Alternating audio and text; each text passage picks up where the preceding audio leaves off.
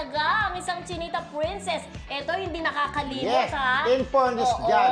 na mahilig na noon pa magbigay ng mga regalo. Sa programa nga niyang noontime show, marami sa kanyang mga kasamahan ang todo flex sa gift niya. At isa na nga dyan si Ogie Alcacid na niregaluhan ng purple shoes at damit. Ay, shoes tuloy. Shoes! Ano yun? Shoes! Shoes, no? Nakalagay na. Gusto ba dito?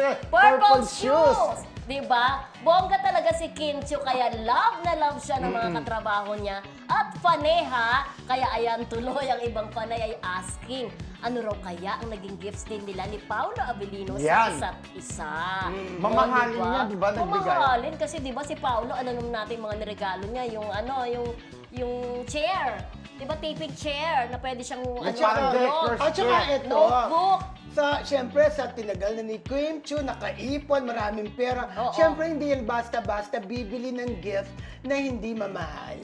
Pero ang balita ko pa si Kim Chiu kapag ka daw, Purple hindi lang yung mga artista, Oo. yung mga kasama Tama, niya sa tama. showtime. Oo. Pabalita namin mga nakakausap kami mga panay Oo. na kilala niya na laging sumusunod sa kanya. From PBB. Sa PBB, pupunta sa kanya sa showtime, nanonood. Pag kami sa galing abroad, may pasalo.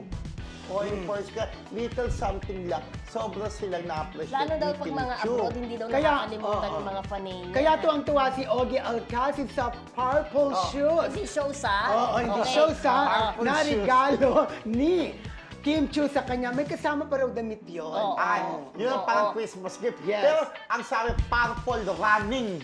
Oh, running shoes. diba? Purple running shoes. Ang ganda ng kulay ng Hindi purple. shows. Ang purple ba yung parang violet? Violet, di ba? May pagka-violet. Oo, violet siya, Pero ganon. nakakatuwa na